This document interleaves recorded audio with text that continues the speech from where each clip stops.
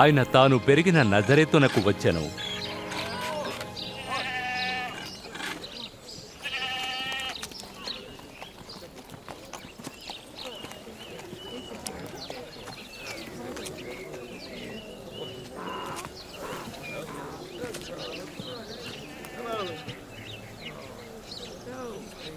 బాగున్నావా?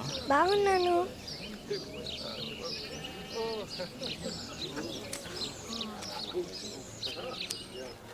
యేసు తన వాడుక చొప్పున విశ్రాంతి దినమందు సమాజ మందిరములోనికి వెళ్ళెను.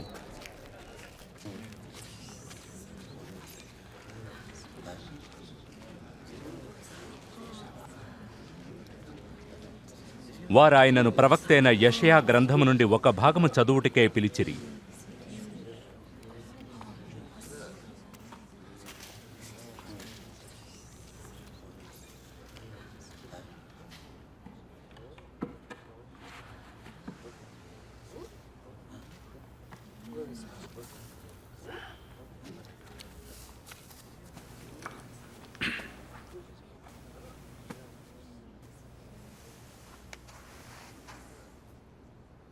ప్రభువు ఆత్మ నా మీద ఉన్నది. బీదలకు సువార్త ప్రకటించుటకై ఆయన నన్ను అభిషేకించెను. చెరలోనున్న వారికి విడుదలను, గ్రుడ్డి వారికి చూపు కలుగుటకును, నలిగిన వారిని విడిపించుటకును, తన ప్రజలను రక్షించు సమయం ఆసన్నమైందని ప్రకటించుటకు ప్రభువు నన్ను పంపెను. ఆయన బాగా మాట్లాడుతున్నాడు.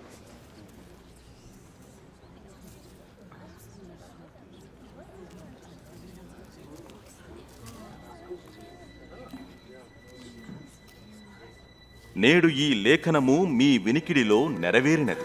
లేఖనము నెరవేరిందా? మెస్సయ్య ఒక్కడు మాత్రమే ఈ లేఖనాన్ని నెరవేర్చగలడు. మాకెలా తెలుస్తుంది? తప్పక ఈ సామెత మీరు వాడుతారు, వైద్యుడా నిన్ను నీవే స్వస్థపరుచుకో.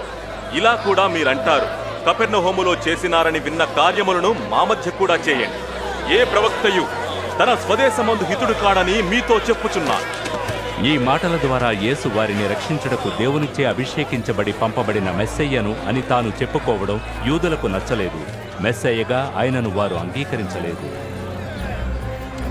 ఆయనను కొండపై నుండి పడద్రోయాలని చూశారు. ఆయన వారి మధ్య నుండి తన మార్గమున వెళ్ళిపోయెను.